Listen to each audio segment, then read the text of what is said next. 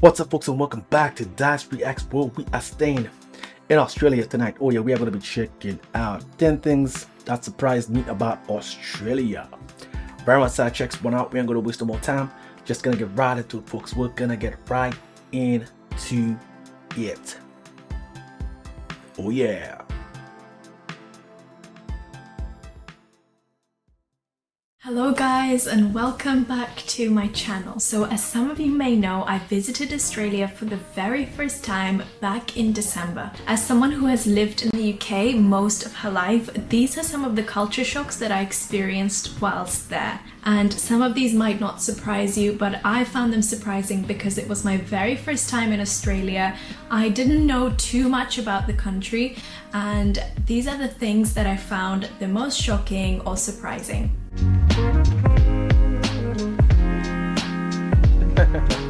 Before going to Australia, I'm not gonna lie, I was a little bit scared because all that I had heard before about Australia is how many snakes and spiders you will find there, and everyone I told about my trip asked me if I wasn't scared about all the snakes and all the spiders and the deadly creatures that I would encounter on my trip.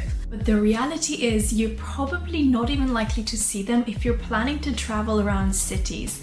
The places that I visited were quite civilized, such as Sydney, Brisbane, Byron Bay. All these places were not very remote, so I didn't see a single spider or snake on my trip. But of course, this depends completely on where you're planning to travel, as if you are going into the outback, you will probably see some snakes and some poisonous spiders, because they do exist in Australia, and that is a fact. But just to say that in general, it wasn't bad at all, and not as bad as people told me that it would be. I'm a massive scaredy cat when it comes to things like that, so I'm absolutely terrified of snakes and spiders and things like that. So if you're anything like me and considering a trip to Australia, do not let that deter you. Good advice from you, because it's true. Now, I had heard about how nice the beaches are in Australia before visiting, but I didn't know that Sydney would have so many incredible beaches. What surprised me the most was the fact that they have all types of beaches, from small to wide to narrow, beaches for snorkeling, beaches for swimming, beaches for surfing, all types of beaches all in one big city. And since Sydney is definitely on par with London, New York and Paris and big cities like that, it was so surprising to me to see such a big city have so many incredible beaches. Yes, many beaches. I feel great. Another surprising thing that I didn't anticipate is how cold it gets in Melbourne. So the weather in Melbourne is nothing like the weather in Sydney and Brisbane. It is actually quite cold and very similar to London weather. So my friend luckily warned me before I visited to bring a light puffer, which is what I wore in peak summer, which was December. And if you are going in winter time, I definitely suggest bringing lots of layers and warm clothes, because Melbourne does get quite cold and the temperature in winter ranges between 6 to 15 Celsius.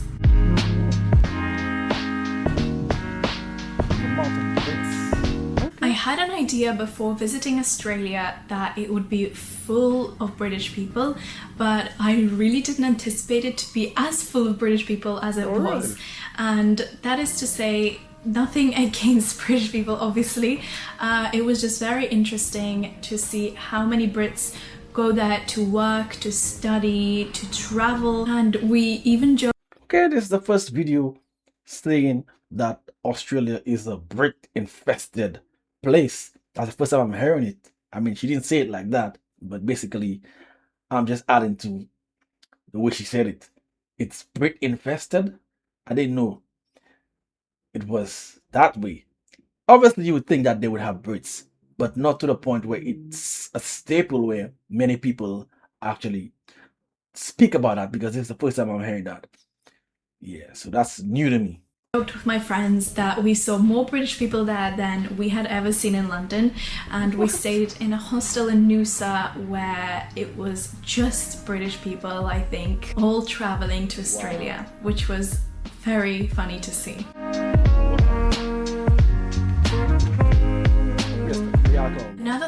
that surprised me quite a lot was the strict drinking laws in Australia. The drinking laws in the UK are obviously quite relaxed, so the case was quite different in Australia, and in a lot of public places you are not allowed to consume alcohol. There is also a separate law which does not allow. Yeah, that's the only thing about Australia that I might have a problem from time to time, you know what I mean?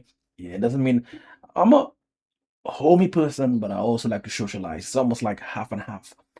And since the lifestyle we have in the Caribbean, we can drink just about anywhere and we don't have to think twice. But with Australia, there's a lot of reminders when I travel over there, to be aware of those things, those policies, those laws, those rules to keep people like me in check. Yeah, I'm just kidding. Alcohol to be sold in supermarkets, so they have separate liquor stores where you can buy your alcohol, which was quite surprising to see.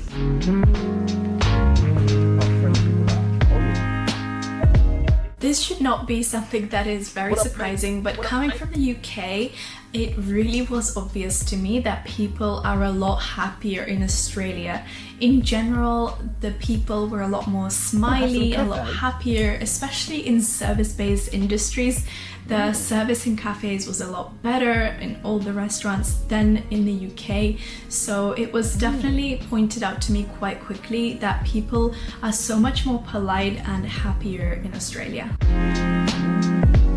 Good observation. So the history with the Aboriginals was, I have to admit, something that I had never looked into before, so I didn't know much about this at all. But it was very surprising to see the Australians acknowledging Aboriginals pretty much everywhere. So we booked a hostel, and for example, in the hostel they would acknowledge the land that the hostel was on because it belonged to Aboriginals. And although this is quite controversial because of the way the Australians had treated the Aboriginals in the past, it was very fascinating to see.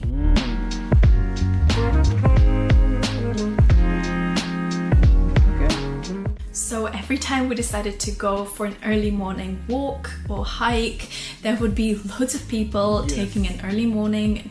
Someone told me that as well.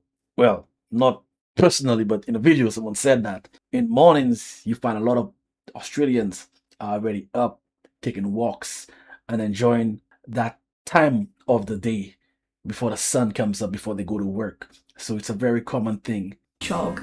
And what surprised me was that a lot of Australians will wake up with sunrise and go to bed quite early, and that is the lifestyle there. There seemed to be a trend across all the places that we visited.